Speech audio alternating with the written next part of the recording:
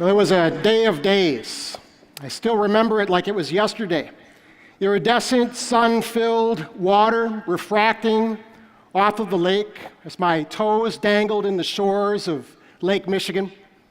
The sound of late summer cicadas ringing in my ears, challenged only by the sound of my giggling children chasing seagulls in the sand. My wife's hand brushed mine, reminding me of her presence as her book slumped in defeat as she fell asleep behind her oversized sunglasses. The warm air with the chilled water paired nicely with my beach time drink. All was right in my life. It was a perfect mix of perfect. My mind, my heart, my soul were at rest. I breathed in a deep sigh as I took in the very best moments of life. And I locked that memory away, like I've done with thousands of others, like a treasure in the safe deposit box of my heart. Life at the height of companionship, of hope, of purpose, of rest. What's in the safe deposit box of your heart here tonight? Maybe it's riding down the street for the first time without your training wheels on that purple ribbon-clad bike. The first kiss of kisses of adolescence. Maybe it's waking up after a long nap, after a hard week of exams, or maybe having your father place his hand on your shoulder to let you know that he was proud of you on a day of days. We all have it, don't we? A picture of life at its best, that pure Michigan moment of joy, for me at least. We're all in pursuit of life, a life that's full, a life that feels good. You know, I believe that all of these things cumulatively together describe the experience that we as human beings refer to as joy. And I want to say tonight that joy is the whole point of life, that you are created for joy, that joy is the very arc of time and space in the economy of God, that joy is the whole point of the forever after of God, that you were created for a life of joy. Now, what we need to understand here tonight as we begin our weekend together is that joy is so much more than pleasure. What we're talking about is the whole package of hope and companionship, of rest, of legacy, of love.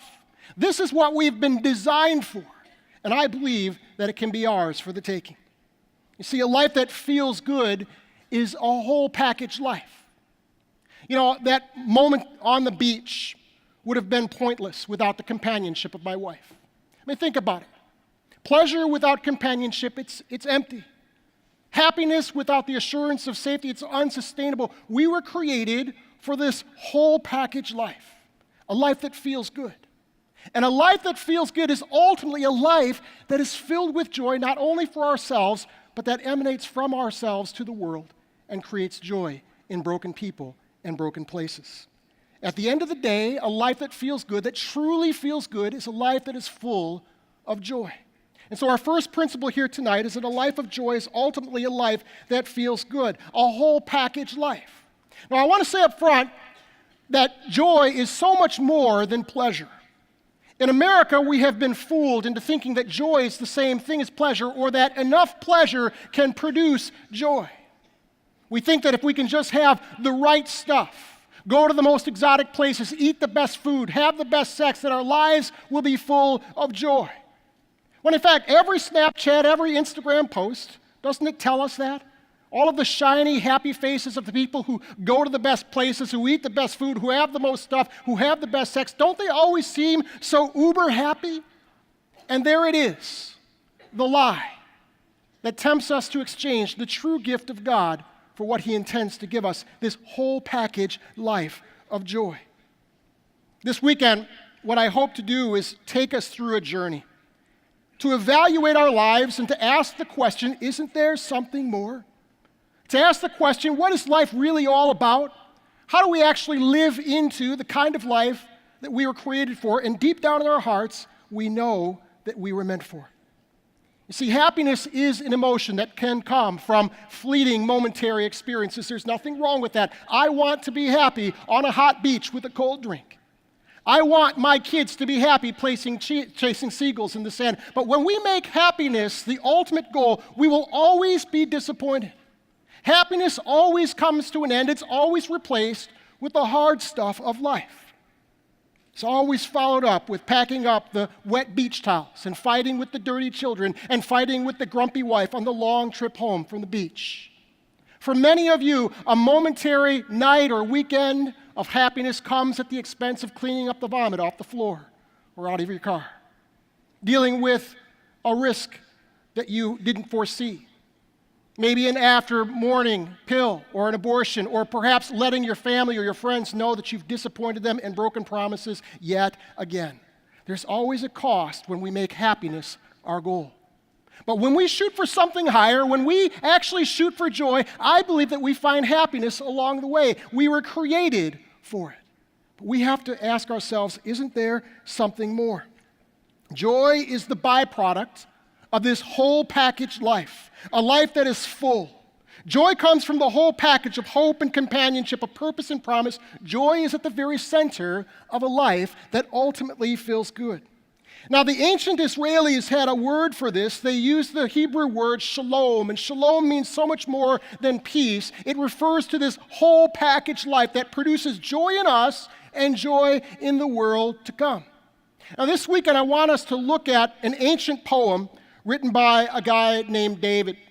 And a couple things I want you to know about David. David was a king, and he had everything that life could possibly have to offer. He went to the most exotic places. He ate the best food. He had the best sex. He had the most stuff. But the poem that we're going to look at together this weekend happens during a time when he lost it all. And he asked that question, isn't there something more? David asked this question during the time when he lost everything. Now, I want to say that a couple of other things about David that's interesting is that he's not your typical Bible character. David was supermodel man gorgeous. He was rugged and fit. He was charismatic. He had led hundreds of thousands of people into epic military battles that secured the very center of the Middle East, something that can't even be done today. He was good-looking. Women named their children after him. People revered him, feared him. They sung songs about him in the streets. By today's standards, David's Instagram followers would have surpassed that of Beyonce, even with that baby bump. He would have had more Snapchat views than DJ Khaled. I mean, this guy was on top of the world, and yet the poem that we're going to look at happens during a time where he loses it all, and he comes to a fresh realization about what life is really all about. And at the end of this ancient poem, in Psalm 16, verse 11, we read these words. David says, "You make known to me the path of life. You fill me with joy in your presence, with eternal pleasures at your right hand." Now, David uses this phrase, path of life, and in the Hebrew, he's actually talking about this whole package life of shalom. He says that the place to experience this full life that produces joy in me and joy in the world is found in a relationship with God. David also references eternal pleasures. Eternal pleasures. Pleasures that don't fade, that don't have to be locked away in the lockbox of our hearts because they're ongoing. And so what David is actually saying is that the path to joy and the place of pleasure come together in a relationship with God. And as we start this weekend together, I want to ask you the most important question of your life. Do you have a relationship with God? Now, I'm not asking if you read your Bible, or if you pray or go to church, or if your parents are religious. I'm asking if you have a relationship with the God of giggly children and summertime cicadas. Now, if that's something that is new, that you've never thought of before, throughout this weekend, you're going to have opportunities to take the most important step of your life, the step to enter into a relationship with God. Now, that was something that was far beyond my comprehension growing up.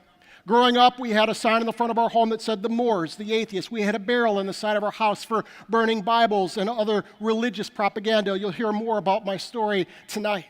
And so I had really no comprehension of what a relationship with God even looked like. Growing up poor and homeless on the streets of Detroit, I had very little idea of what college life or Greek life was going to be like either. So when I was approached to pledge Kappa Alpha Psi, I felt honored.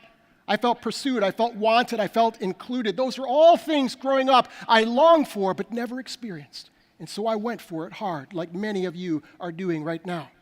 I found my entire identity in that community. My fraternity brothers gave me the nickname Satan because I persecuted Christians and wrote papers against Christians. And they gave that name to me, and I wore it like a badge of honor. It was my everything.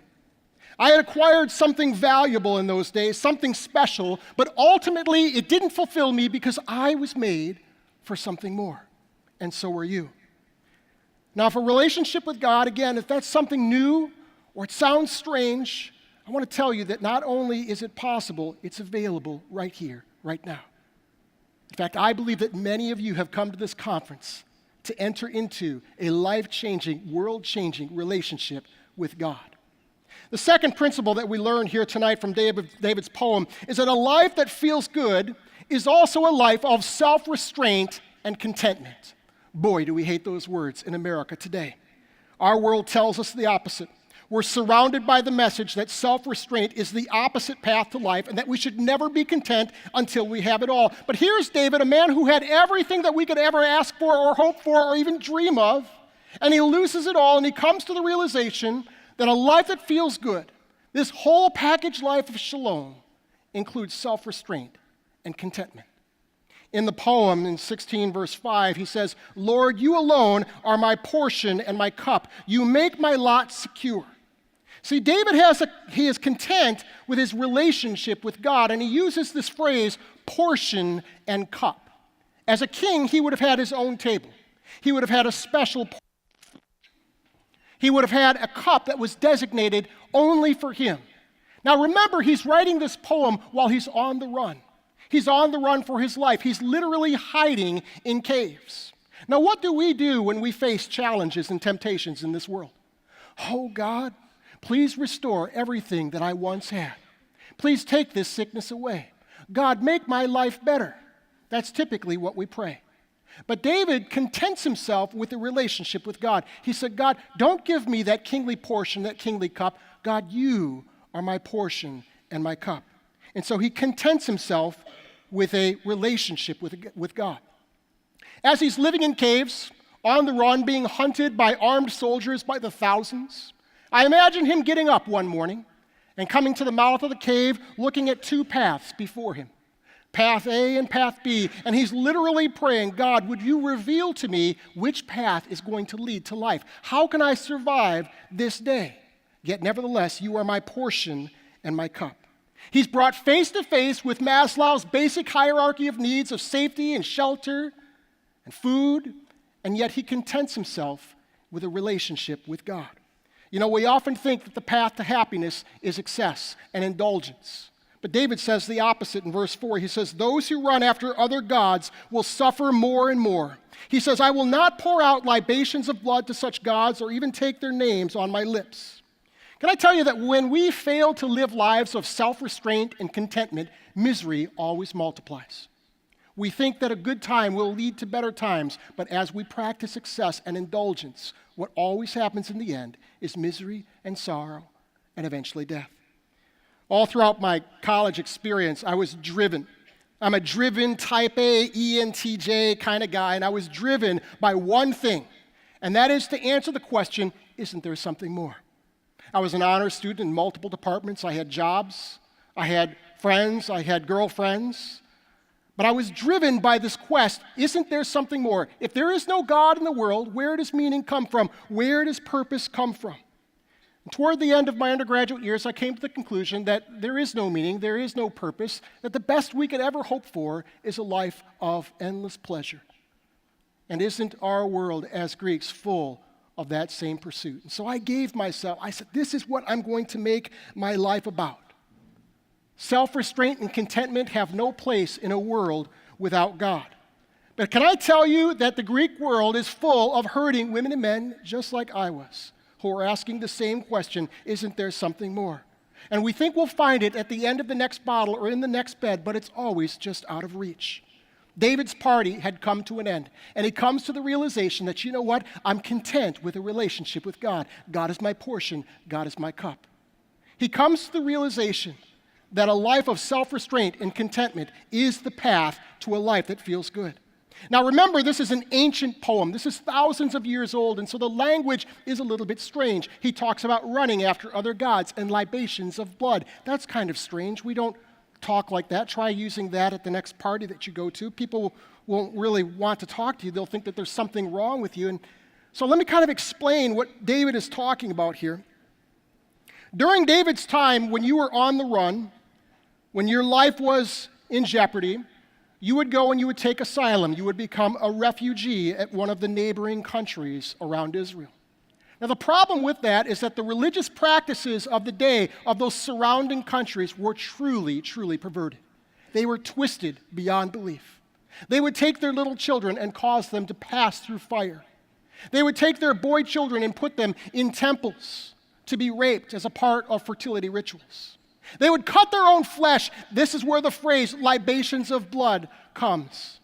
And so David is saying, I'm not going to run after other gods. I'm not going to pour out libations of blood.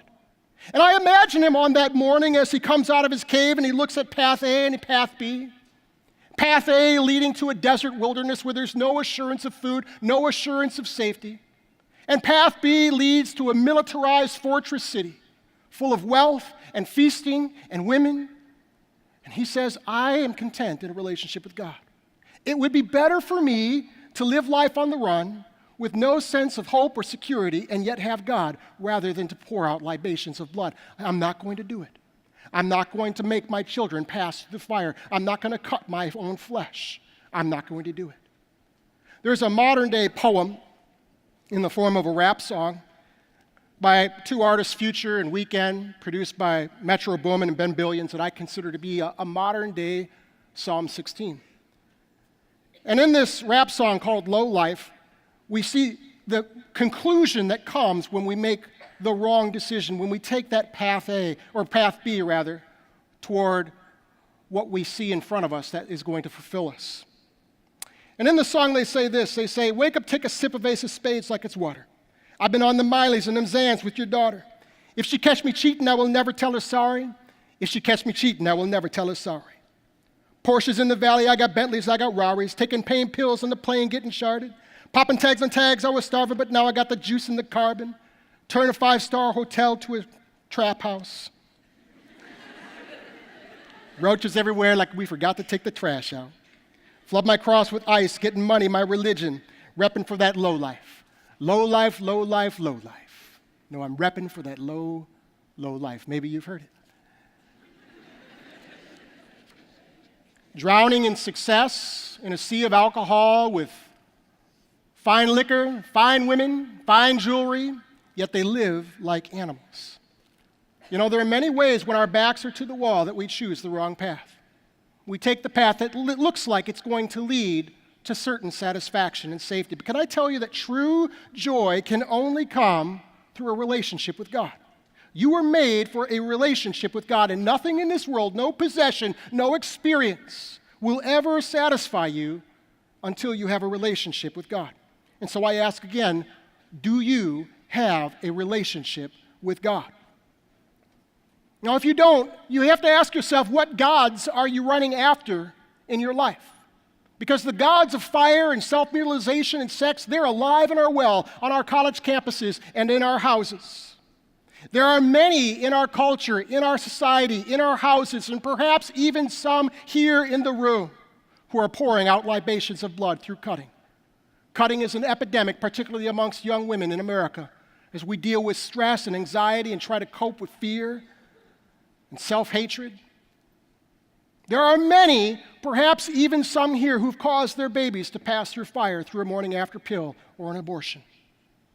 There are many who are in bondage to the temple gods of fertility through mobile pornography on our devices. Drugs, alcohol, cutting, there are all kinds of ways when our backs are to the wall that we choose path B. The path that looks like it's going to satisfy, the path that looks like it's going to fulfill us. But in the end, it produces nothing but misery and death. Without a relationship with God, the things that we were designed for are always just out of reach. Now, as a neophyte on the yard, after I crossed, I started attending step shows. And if you've never been to a Divine Nine step show, you're missing out on one of the wonders of the world. It is a room full of just passion and sweat and tradition and stomping and rhythm. It is one of the greatest things that you'll ever experience. And I remember walking into one of my step shows as a neophyte on the yard and realizing that in this one room was everything that I had ever hoped for or dreamed of. As an atheist, this was as good as it got. This is heaven on earth. I felt like I had arrived, but I was only at the show for about an hour before I asked that question again, isn't there something more? And at that point in my life, I thought I knew the answer to that question. The answer was no, there isn't anything more. And just weeks before that step show, I had already begun to think about suicide, but I left that party that night realizing that suicide was the path that I was going to take. Whether you're here in this auditorium here tonight and your back is against the wall, and you're in bondage or you're struggling with fear or anxiety, or maybe like me, you're on the brink of death, you're one step away, or maybe you're that shiny, happy person that everybody wants to be. Can I tell you that without a relationship with God, you have no hope. You have no future. The last thing that we learn from David's poem is that a life that feels good, ultimately good, comes from delighting in the right things. Now, the word delight means to take particular joy, particular pleasure in something, and you know that you're delighting in something when it isn't even a thing.